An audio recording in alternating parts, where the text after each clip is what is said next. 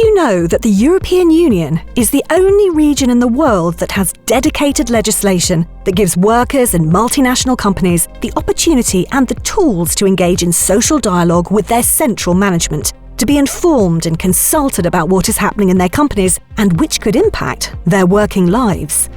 And this since 1994, when the first European Works Council directive was adopted. The potential is enormous, albeit not always well understood. The 2009 recast and the 2025 revision of the EWC directive further strengthens the information and consultation rights and reinforces the central role for social dialogue in multinational companies. European Works Councils. In this video, we explain what they are, how they are created, how they work, and how EFBWW can support them. What is a European Works Council? An EWC, short for European Works Council, is a council established with the purpose of informing and consulting employees within multinational companies operating in the European Union. It provides a structure where trade union and worker representatives from different countries can meet and discuss with central management, where they are informed and consulted on transnational matters. On the workers' side, the representatives are elected or designated according to the respective national legislations, with an important role for national trade unions and works councils.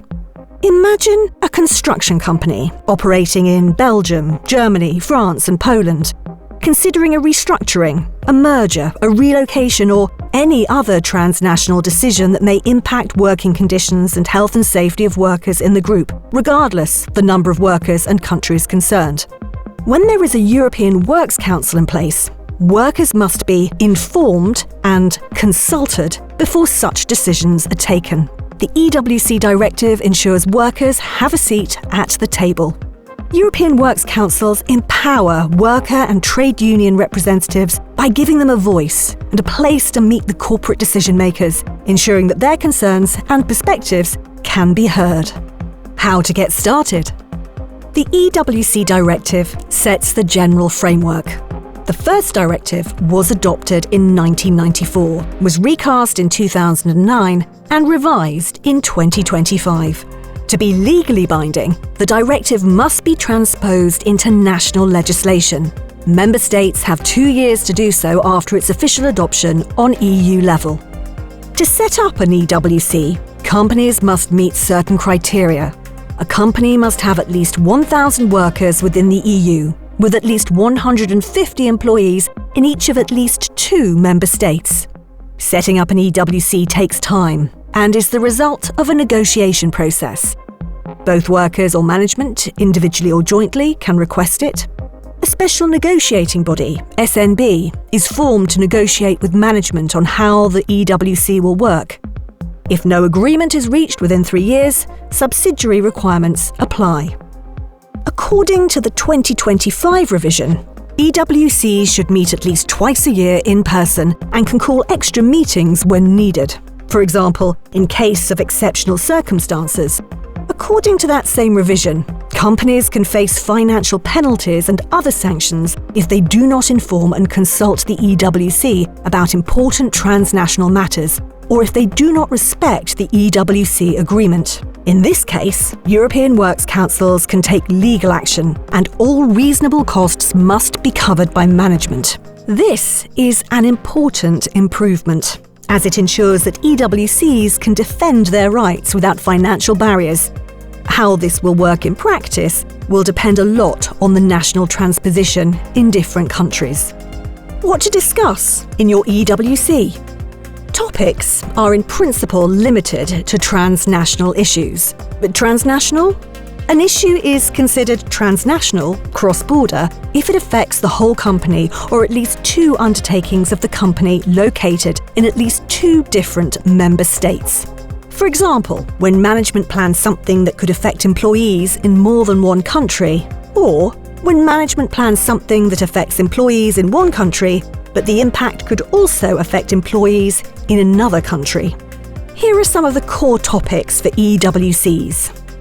The employment situation and trends, investments, skills and training policies, health and safety, anticipation of change and management of restructuring processes, including those linked to the green and digital transitions and AI.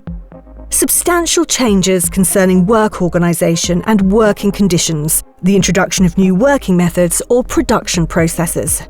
Transfers of production. Mergers, cutbacks or closures of undertakings, new establishments, collective redundancies, including in controlled undertakings. EWCs must receive information on the core topics in a timely manner when they are still relevant and in a form that they can understand the possible impact and prepare for consultation process if necessary and needed. During a consultation, workers' representatives must be able to speak directly with top management or the appropriate level of management. Workers' representatives can be assisted by experts. Workers' representatives have the right to express an opinion prior to the adoption of the decision of the measures in question. Management must engage in a genuine manner in the consultation by establishing a dialogue and exchange of views and must respond in writing to any opinion expressed before making a final decision, provided that the opinion was expressed within a reasonable time. While information and consultation are the primary purposes of EWCs, the practical implementation and the quality can differ widely. But do not forget, it is not only about laws, rules and agreements. Social dialogue is about people. Building a strong team in your EWC is key to building a strong social dialogue. One key advice: focus on topics that are of particular interest and importance for your company. For example, in our sectors, because of their characteristics, health and safety is a very important topic. To increase active participation and involvement of EWC members, EFBWW has been actively promoting the creation of dedicated health and safety working groups to allow for more in-depth analysis and discussion, including site visits. Where they have been put in place, we see they are a success. What about the EFBWW? The EFBWW represents trade unions in the construction, wood, cement and building materials sectors in Europe. We are the voice of our affiliates towards the European institutions and in the sectoral social dialogue with European employer federations in our sectors. We represent more than 1.5 million workers and we are responsible for 80 European works councils in our sectors. We are there to help you. How? Here we go. 1. Expertise and support. EFBWW provides expertise and guidance to help national trade unions to navigate complex corporate structures and legal frameworks. The EU directive allows EWCs to get help from experts they choose. These experts include trade union representatives. 2. Coordination. EFBWW appoints a trade union coordinator for all European works councils in its sectors. The trade union coordinator typically comes from the country where the head office of the company is based. He or she knows the agreement and the national legislation in place. The coordinator acts also as the link between the EWC and the EFBWW. He or she makes sure trade union and workers' interests are protected. The EFBWW organises regular meetings with its national trade union coordinators to discuss, exchange, inform, coordinate and build strategies for specific multinational companies. 3. Training and resources. EWCs and EWC members have the right to training. EFBWW can assist with suggesting topics for training, logistical support, and can provide different trainings and resources on topics ranging from health and safety, climate change and environment to equip EWC members with the skills and knowledge needed to participate and engage effectively in EWCs. 4. Advocacy. EFBWW brings topics from company and national level to the EU level and vice versa. In our advocacy work, in our role as recognised European sectoral social partner, we fight for workers' rights in our sectors. EWCs play a key role in this work. European works councils are a vital tool for social dialogue in multinational companies. You can count on the EFBWW to support your work in your EWC through the appointment of a dedicated coordinator and by providing expertise, coordination, advocacy, and access to training.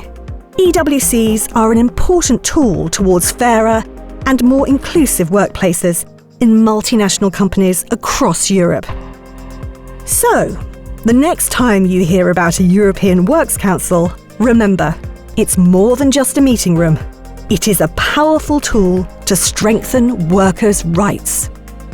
EWCs are also the most concrete, most visible and most powerful manifestation of a diverse European trade union movement and European trade union action.